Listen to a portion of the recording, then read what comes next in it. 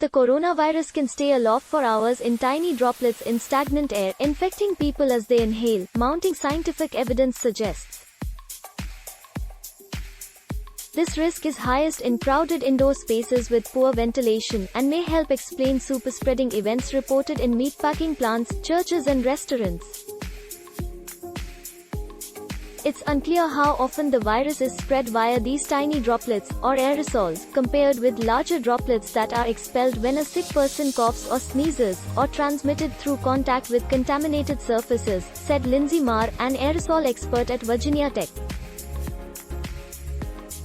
Aerosols are released even when a person without symptoms exhales, talks or sings, according to Marr and more than 200 other experts, who have outlined the evidence in an open letter to the World Health Organization.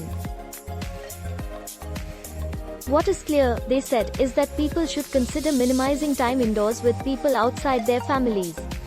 Schools, nursing homes and businesses should consider adding powerful new air filters and ultraviolet lights that can kill airborne viruses. Here are answers to a few questions raised by the latest research. What does it mean for a virus to be airborne? For a virus to be airborne means that it can be carried through the air in a viable form. For most pathogens, this is a yes-no scenario. HIV, too delicate to survive outside the body, is not airborne. Measles is airborne, and dangerously so. It can survive in the air for up to 2 hours.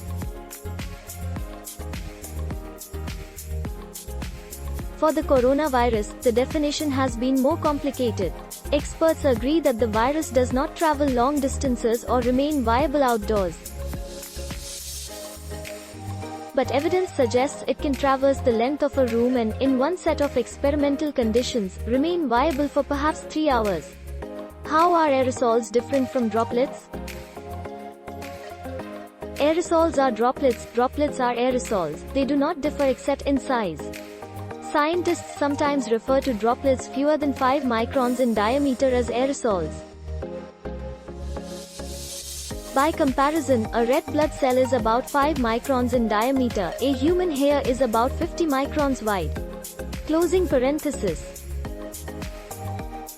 From the start of the pandemic, the WHO and other public health organizations have focused on the virus's ability to spread through large droplets that are expelled when a symptomatic person coughs or sneezes.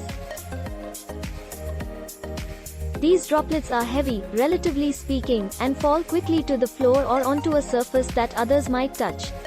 This is why public health agencies have recommended maintaining a distance of at least 6 feet from others, and frequent hand washing. But some experts have said for months that infected people also are releasing aerosols when they cough and sneeze. More important, they expel aerosols even when they breathe, talk or sing, especially with some exertion. Scientists know now that people can spread the virus even in the absence of symptoms, without coughing or sneezing, and aerosols might explain that phenomenon. Because aerosols are smaller, they contain much less virus than droplets do. But because they are lighter, they can linger in the air for hours, especially in the absence of fresh air. In a crowded indoor space, a single infected person can release enough aerosolized virus over time to infect many people, perhaps seeding a superspreader event.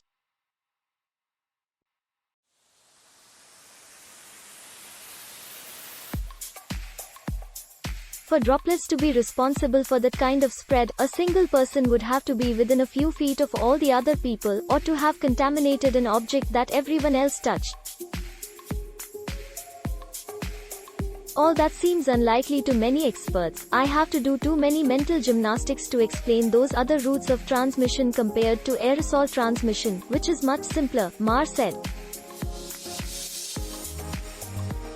Can I stop worrying about physical distancing and washing my hands? Physical distancing is still very important. The closer you are to an infected person, the more aerosols and droplets you may be exposed to. Washing your hands often is still a good idea. What's new is that those two things may not be enough. We should be placing as much emphasis on masks and ventilation as we do with hand washing, Marr said. As far as we can tell, this is equally important, if not more important. Should I begin wearing a hospital-grade mask indoors? And how long is too long to stay indoors?